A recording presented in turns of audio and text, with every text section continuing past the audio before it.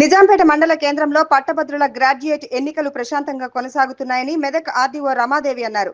పట్టభద్రులు 535 గ్రాడ్యుయేట్లు 35 మంది ఓటర్లు ఉన్నారని, ఉదయం 8 నుండి సాయంత్రం 4 గంటల వరకు పోలింగ్ కొనసాగుతుందన్నారు. పోలింగ్ కేంద్రాల వద్ద ఎలాంటి అవాంఛనీయ సంఘటనలు జరగకుండా పోలీస్ భద్రత కల్పించామన్నారు. ప్రశాంతమైన వాతావరణంలో పోలింగ్ కొనసాగుతుందని తెలిపారు. ఓటర్లు తమ తమ ఓటు హక్కును వినియోగించుకోవాలన్నారు. ఈ కార్యక్రమంలో తహసీల్దార్ సురేష్ కుమార్, ఆర్ఐ ఇమ్మద్, ఎస్ఐలు శ్రీనివాస్ రెడ్డి, బాలరాజు తదితరులు పాల్గొన్నారు.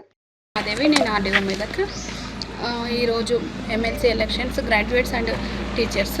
గ్రాడ్యుయేట్స్కి సంబంధించి 537 ఓటర్స్ ఉన్నారు. ఇంకా టీచర్స్కి సంబంధించి 35 ఓటర్స్ ఉన్నారు. ఈరోజు ఓటింగ్ ప్రక్రియ అంతా కూడా ప్రశాంతమైన వాతావరణంలో ఇక్కడ సజావుగా సాగుతుంది.